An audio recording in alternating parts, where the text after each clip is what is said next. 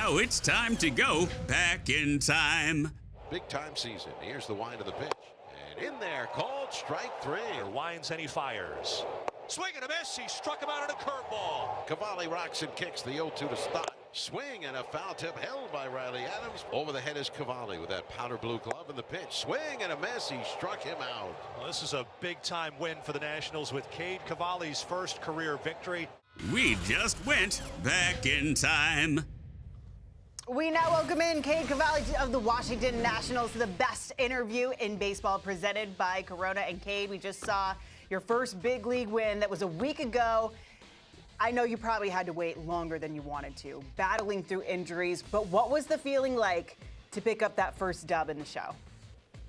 It was incredible. You're right. I did have to wait a little longer than I wanted to, but be able to help the team win, that's what I've been dreaming of since 2020 when I got drafted, and it was a feeling like no other, really. Hey, Cade, we go through so much as young players. You know, you went high school, you're drafted by the Braves, then you go to college at Oklahoma, have a ton of success, come out as a first rounder, and then you go through this injury bug. And you said something as we were getting ready to have you on. You said, I'm just grateful to be here right now. Did this whole journey give you a little bit greater appreciation of kind of what it takes to be a big leaguer? Yeah, 100%. You know, I got drafted in 2020 and debuted in 2022, and those 2 years felt like a flash to me. And to have the shoulder injury happen, and then, you know, we go into spring training in 2023, and I blew my elbow out. It was just a really humbling experience, and I knew that the road wasn't going to be easy, but that's what makes it beautiful.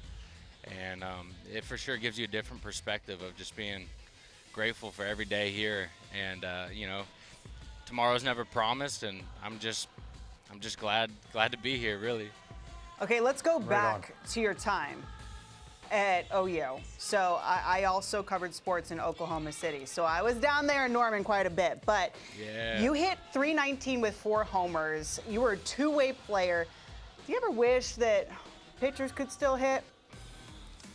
Big time. I miss being at the plate a lot. I know that if I step in the box in this league, though, I might not wish that anymore.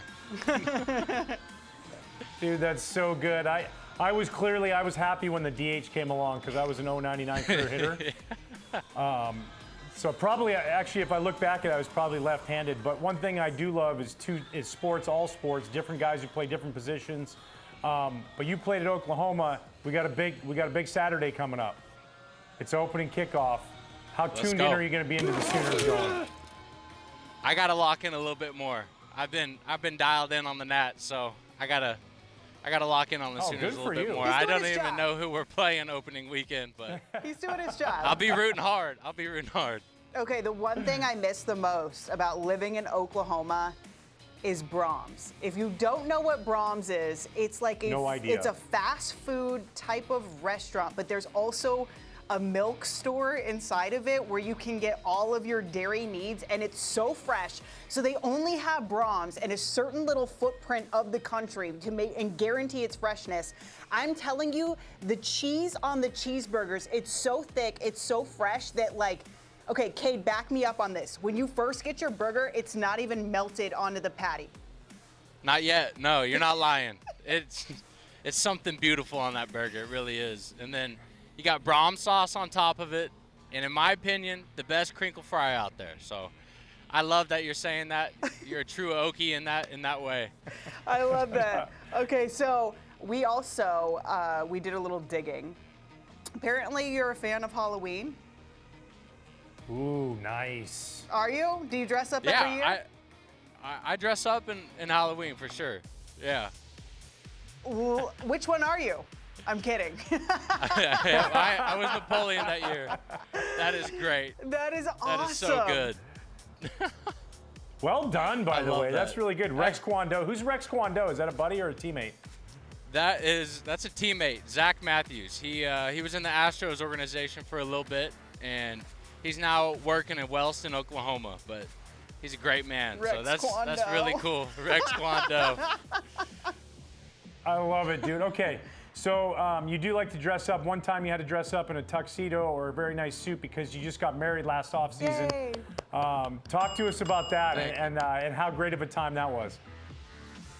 That, I mean, it's a beautiful day, but at the same time, it was the quickest day of my life. Like, you wake up, you're surrounded with your friends and family, and next thing you know, you're back at the house, you're about to go to sleep. So it was just a blur.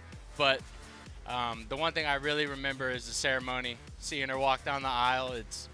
It's truly just like a feeling that you can't even explain. I'm super lucky with my wife, and thank you guys for congratulating me on that. Oh, we love Yeah, that. heck yeah. Well, we want to know too, is who's the better golfer though, you or your wife? She's getting better, but I still got her. I got her a little bit in that way. But she's for sure the better hooper. She's the better hooper. Oh, nice. Right Yeah. on. Now, I'm going to guess that you're the better hairstylist. I believe you were a barber at one point in time. Are we still lining dudes up? No, not anymore. Unfortunately, after surgery, I had to give that up. I started cutting someone's hair after surgery, and my arm started cramping up a little bit. I was Stop like, it. we got to call this quits. But yeah, in 2018, my sophomore year of college, you know, trying to make some money on the side, you got to pay for your meals, and I did $10 haircuts for the team, and then it just started spreading around campus. And next thing I knew, my house was a barbershop. It was wild. Dude, that's so cool. What kind of Yeah. vibe was your barber shop? Like, what was the setup around it? There was a chair in the middle of the kitchen, and then the living room was our waiting area. And we would get random knocks at the door from just students, and they're like, "Hey, Come on, heard you cut really? hair?" I promise. I had, at one time, it was probably around 60 clients.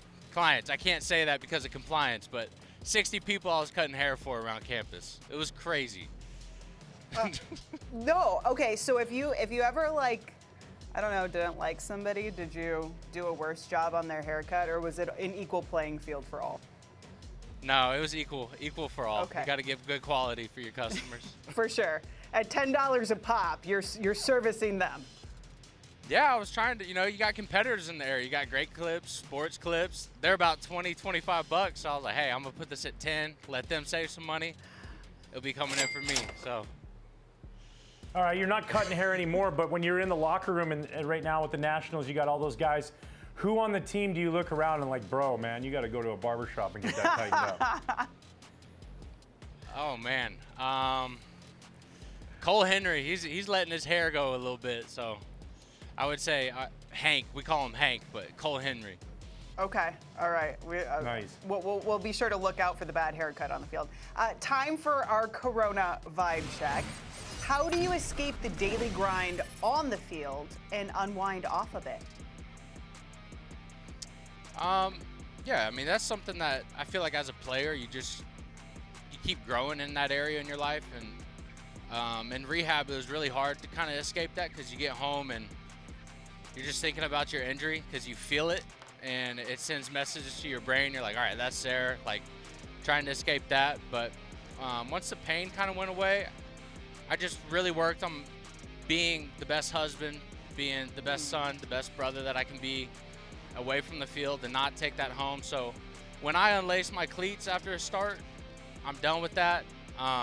That's kind of like my little thing to where it shuts it off. Like, I'm going to sit in my cleats, think about it, and then once I'm off, back to being the best teammate possible. And then when I get home, try to take baseball out of the field, be present for Maddie, be present for my family and friends. And it's just something you can work on every day.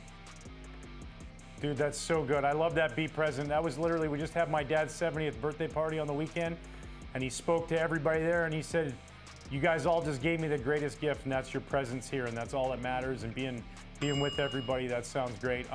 You know, you got these hobbies. Obviously, you could cut hair, you golf. You're an unbelievable young pitcher coming up in this game, finally healthy and back out there dealing. What about fishing? Where would you rank fishing on your list of things to do? Fishing's high.